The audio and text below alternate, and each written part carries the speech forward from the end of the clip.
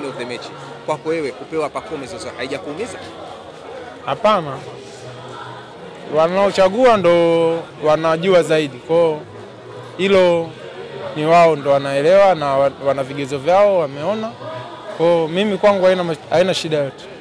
Baada ya kumalizika dakika 90 wakati tunatoka uwanjani, hakuna kiongozi wa Young Africans au kiongozi yote aliweza kukufuata, na kama alikufuata alikwambia nini labda?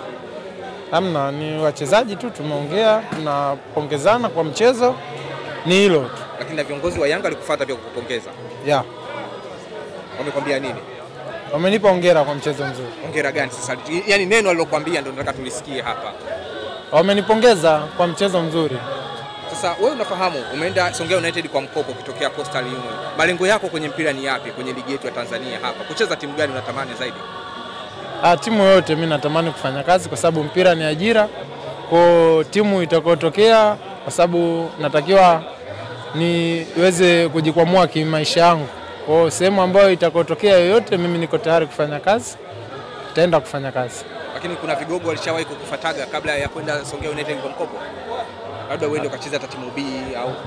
Hapana. Mimi nimetoka Coastal Union team B, nimepanda senior, msimu uliofuata ndo msimu huu nimekuja huko. Tabora United inashika nafasi ya 8 sasa kwenye championship. Yes. Songea United kwenye championship inashika nafasi ya 8. Uone sasa imekuwa ni wakati mgumu kwa nyinyi kuweza Songea United kupanda katika ligi kuu, ambapo tunaona Mtibwa Sugar na Mbeya City wana nafasi kubwa ya kupanda ligi kuu. Ni kweli wana nafasi kubwa, lakini mechi bado nyingi. Bado mechi 6. Sisi tunaenda kujipanga mechi yetu ya tarehe 3 nyumbani.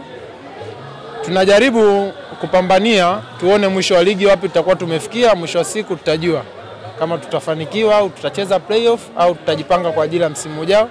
Yote yanawezekana, lakini tunajiandaa kwa ajili ya kushinda mechi zetu.